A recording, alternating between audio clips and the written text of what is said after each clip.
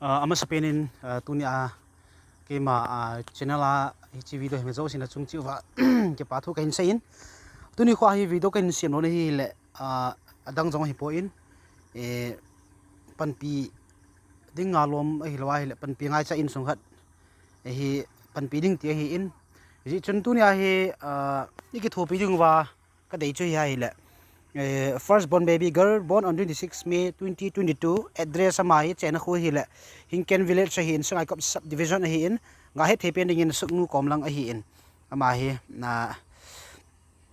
ama hi adam po in hi chana na hi doctor hoi hin advice hi 4 to 5 lakh ding hi ti ji chon tu ni hin e hon jong bol thei ki nei po in hin ji chon social media la adanga e hong ke the jang chu imu taw win hi jong le tu ni na tum be ni ho chiu hitin ain sung mi itabanga lungim ai lawai le itabanga hin ko manwam ti chu henum du ka ta asan hi ji chun e pha cham cha hi jong la in sunga anu ham apam ke po so bi khati min to ki holim na ana vi ana ngayu hitin ana neu hitin chu tiang le e video ho chu ipi ham amo akona ngai cha na in sung problem ham ai lawai le pan pi ngai cha ham ki pa thu seino ham ti chu e ipi ham ti chu to ai ka ga chi ding hin ka hun ti ngai le kong kyo tiu hin chu phal le video a chu iptiam ti chu bani na de tai tu in pi le amuna chu hitin now sen ading chun e ain ko te to amo family member hot ki holuna cham chan ne hite le pi le tu ni ho hin zo ka sei ma bangin chun now sen adam lo ti tu la social media la in model hi in whatsapp la khatlani in status a zo ko ling jo ka ta sanin i model jo ka he in chele ji chun tu ni ke ma ta in jong hin lai in a hin ka ko ma to hi now sen e adam lo ti di hi na ma cho hi in tuni kha hi phat cham cha saw lo ni in songa now sen condition hi itabang ham chele e amon to ha sat na ti pi nei wam hoilanga aban step hi zanding ati wam ti ho hi he num yu ka ta asan hi chun tu ni a hi api to hin cham cha kong kholi man de in hi chun hi chi ve zo se hin a zo chan an in avat vai pe ham boina ti chun he khom do ven ma sa pi ni ki te mo ven pi da na pi to ni now sen la pa min na để xây năng bản là này là cái nó khô phải nè hạt về hình xây không apa hi lum la hi dana ba anu hi tin nei lam to a ko na ke hi le hình kén nè hình kén hi to hello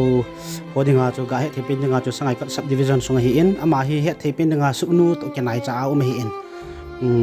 to cho now sen anu la pa cho le a chen na kho cho het tawin hele happy ma hena ipiti hung apin pi ham hi lawa hi le ahung pen zawa kun ham tina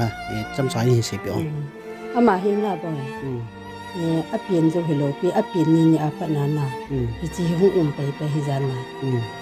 apin le hi le sunu a nals nu ba ni jeng ko ma pi hi jana ama in apin pi na chu ai ti tha na hi gam chala phai langa isolo ki hon yam upai ka nei lo se ba sa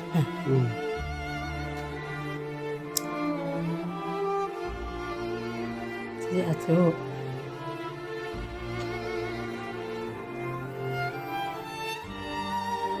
ama le pa ho a lo sa chana a pe na so na pui thi lo kin tin i chi za sa to ni sana hi ta hai ka hi ti mo ra na to hi sum le pa ho a thi za hi le ama ho en isol na mun a se a chu bol na le na sum le pai ho thi za hi le zen ting ti a chu tul a hi ka boi pio a hi e bai to cho now sen adam modan chu he tawin ipiti ham ipiti a ko nai ti ham ti chu he tawin ama hi ahung pe na ti le to api sei banga chu hi in amo hi doctor ho advice jong zo ya chu ki jana ding mun chu a sei hi in hin la amo hi in su ho chu hiu về đây ho cho cái trong kiom pon gan thei chi ki hi ji chun ala a sumong le tiang ai len ai ti mi ti hi tai boina ki ne hi en ai le to hi happy ama hi hoilanga doctor ho hin na phai langa pu vin tiam ai lo ai le chu jan ko langa pu vin tiam mo advice no mon anai no ama apin na no nal sunu chun na phai langa pu vin ne ati phai langa pu vin ne ati a ki ho chun distinga cho khat be kana po uvana ka po wa hi le ama ho an atin ho hi atu mo wa hi silai ma ne ki hon chi bol ju po winge ka bol thelo ri ve ta ti wa ma ho na phai lang ma ma chu iswal ki na wana tu a hi si za ai lo le rims ti ho a ko pui ding nga chu isol ke no chu tu a hi ele sumo hina amon iza tabong ke yung vinti asevam ama ho chen la nga la gum hol lu ding ai zena ati pha no wa chu a pe pe na chu kan chi the lo na lamba tu ai ni kha ni ka hi ti ki ngoi chu to chu happy sei banga chu hil amo hi doctor ho advice bolo hi in to doctor hospital ne la hi jan zo dinga hi ta lo ji acham ho advice bolo hi in phai langa hin ki jan la phan de ti chu a sei pi hin a hin la amo hi in songa hi sunla pai boina ne ne ji chi ro lo hin tu ni chana hi ji chun e hon zang ki thu pin theu pi mam ti chu tu nya hi naw sen hi izan da muwa amazon ki pa tai ho la hi tia chong na the ding hi ki ne ba umin ele pi ama hi na naw sen hi to hi ang bu ho ai lo wa ti ho adon the tho ham ti ho i chep sa la hoi ta adon na ni azun e ho jong a chi ting bang ta hoi ta chi alam e ho jong a tha zawa to hi ai e ta ho jong su ki the chu ma hi atang si hi boi ne khat cha lo a ko ni ke ho jong ki kim se la na si lai bo si a hi khama he adang bu ye point to chom bu ho jong chu tui ho jong chu adon nga ya hi ti a chama ti bu kim skela hu hung hi na hung peng hi en ai wanga to happy se banga chu boine che bo chu hi en hi chun to hi ke ki lo le ke so ho hi in ke so sangai kot block ho hi en na in ho hin pan pi danga hi chukit le ho area ma khau area youth welfare organization me wo ki to jong hin pan pi na en thu vin na ele hita banga pan pi na hin pi ula na ho chong ai na nangin lunggel i pi na yam chi pa thu na sei nu mam na to jong ke khilo la sum hi phasa khat wang hi ki dong do in kam ta in na chum ho chong ai ki pa thu na sei nu mam i pi lunggel la sei nu mam cham khan sei tong nge boy ke ki pa ke ki tile ki pui hal lang hi zong le adam lo a hin ho chu pathin ho na ho ma hi na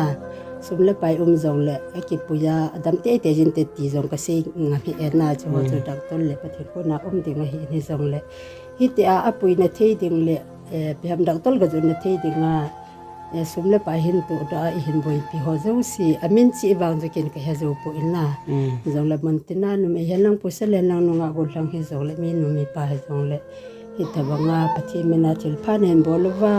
ki ho ni hin ngai lu nu wa naw sen ngai lu na zala pan hin la zo si ina chung chi wa ki pa thu ka hin se pathi nin phat the la hin bu vintin til pha bol zam jing the ding le pathi na tong jing the ding in pathi nin na malam pi wa phat the hin bu hen ti chu ka hin se no hi chi pa min tu la hi khan to ye khan to na khat jong je hin social media ya ha le ta in WhatsApp ho ai lawai la Facebook dunga ki mulo hile in jong ke phalo ding hi na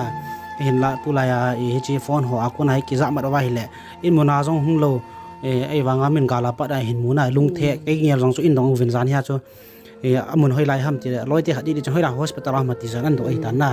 ai wanga kin pi hile tu ni la hinga ga chi ding hi in amazo chi chu hin dong nang ka te ka ti hi na social media jong hi pa chom le in hello ho khat dinga jong chu tu la ya naw sen chu hum te hi jong tu ni video akona hi na amon itabanga condition ama ham naw sen hi aban hoi lai ki jan dham ti step hi happy hoi ta ne sei bi ta na sun le pa hin tu ho in jong sum hin tu wang wa chu naw sen hi tabang condition ham chele a chen na ipiti ho sa ham ti hello di hin hin la chi video akuna sun le pai hin tu ho udan naw nu la pa ti ho jong chi video akuna he do hi tan ka ta asanin naw sen condition hi in chele next step ipiti la adham ti ho chu he do hi ta in ipi le hon sang ibol he pino danga point sumchu sang khat sang ni ke hepoi anei ro pin jang somga zarai gi thopiwa wa hele alungdong te khat choi hwa de somga za khai pan khom wa hele ta pi ha hi che naw sen hi lo thai jan mo wa hele naw sen ama ki pa na che ho jang ki hun ki pa ding hi ven hi ji chon agan the te agan the ho hi tin alungim te hi te a choi ki tho khom wa le ho khat khat ki tho khom za phai in interesting ke mo thei lo hom song chu ta su lang ka the ka ta mo ke thoi ho na na ta mo ke nas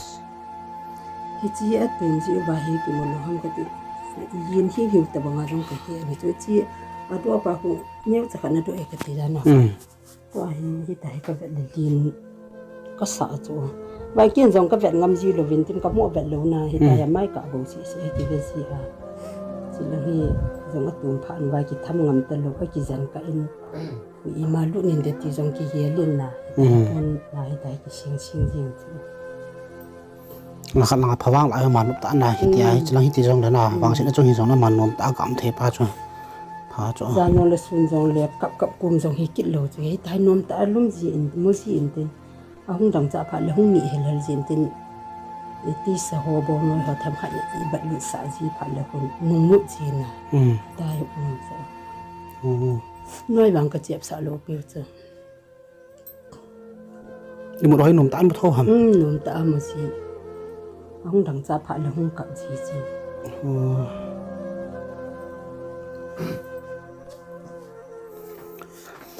ít lẽ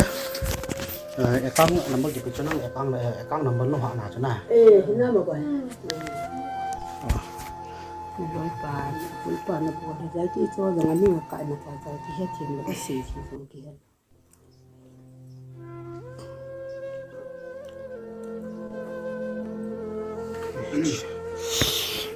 bây giờ video trên hạt xem tiền nào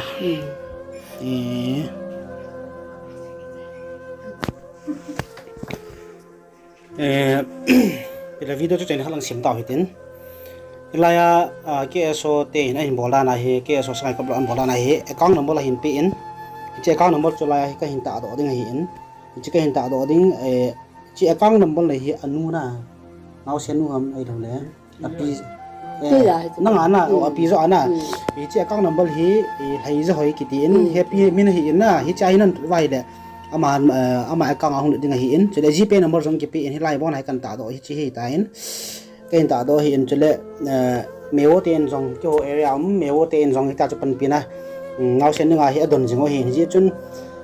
mun gam hata ho hin cho lệ hoi lai mun hi dòng hv đó với dấu sẽ hiện ngao sen cái thô biểu thì cái account bank cái đó thì tại này ji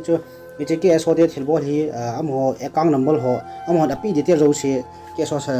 sai còn block ho ai cái hình ngân chỉ đang hi tại ý chân ho chung azong cái pa thu seven mewo cho lệ cái số sang cái block ho jong ho chung cái pa thu cái seyin cái tập ngam ho hen jong nao sen cái hinggel ko ba mi pi het he dinga het ya hen ta to hi mo chung azong cái pa thu se ne pi ji chun cái thô pi na hi en tu na cho cái thô pi hi tin cái thô không hi ten nao sen condition he tao vin ông phat do mà jong tam se la hong long le ông đầm do a hi le ông đầm do cái kia mu vin ji chun chi lang jong le video jong khat be hin sim kit nào hi ten nao sen ama tua hi nom ta in mo in ama hung nuya hung ki chip lang jong la khat be video jong hin kap kit naw hi tin je chan tu ni kha hi chi video hi me zo sin chung ba ke pa thu ka sein ka sei bangin chun a ki thu pinom zo si chum most welcome hi in je chun video hi me zo sin chung ba ke happy ke pa thu ka sein